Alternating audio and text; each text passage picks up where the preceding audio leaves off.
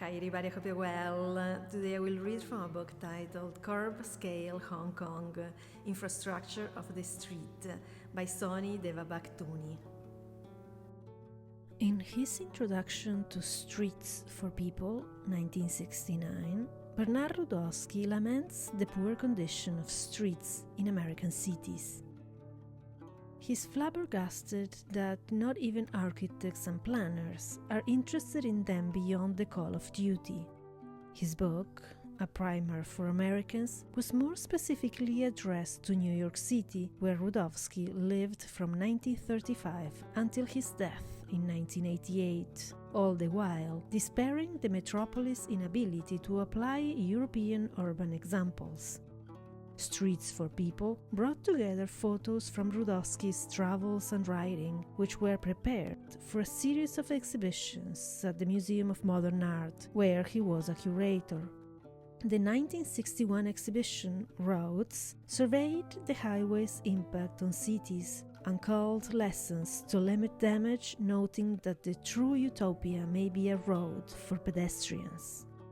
Work gathered for the cancelled exhibition Streets, Arcades and Galleries, 1967, formed much of the basis for Streets for People, extending Rudowski's celebrated contributions to dwelling by considering the street as a propelling force toward collecting living.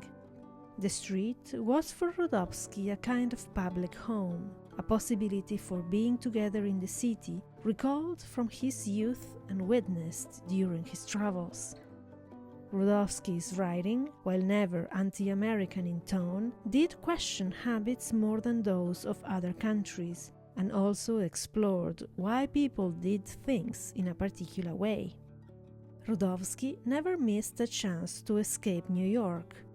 Streets for People suggests he felt nothing but disappointment for the culture he continually returned to, dumbfounded by technocratic policies and laissez-faire economics that left little possibility for spaces of city life.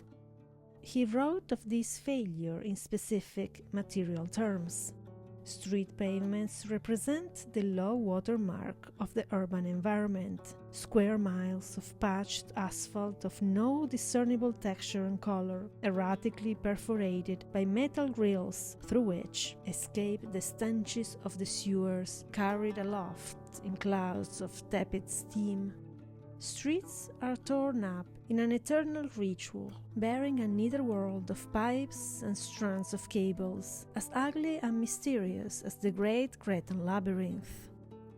In allotting blame to architects and planners, Rudowski noted that on their drafting boards, streets appear as nothing more striking than parallel lines.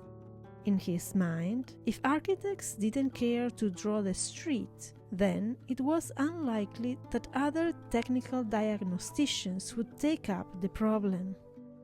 Alternatively, his resignation could derive from a sense that even if architects did draw the street, their diminishing role in its articulation would render such efforts meaningless.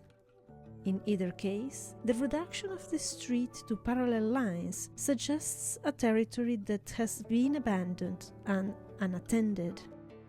Left blank on the pages of a projected emptiness, the actually existing street was disposed through the force of habit or policy rather than as a result of a reflection enacted through drawing.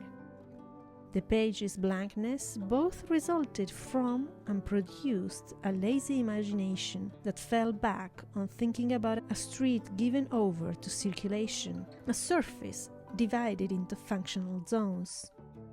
Rudowski's lament is a call for an active speculation to challenge this reduction.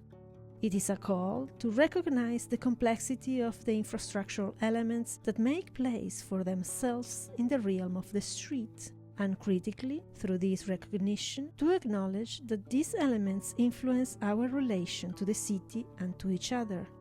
Architecture's failure, through the incapacity of drawing, was a failure to see the street as a valuable ground for the projection of possibility. Ask for the book at your local bookstore. Thank you for watching and see you in the next video.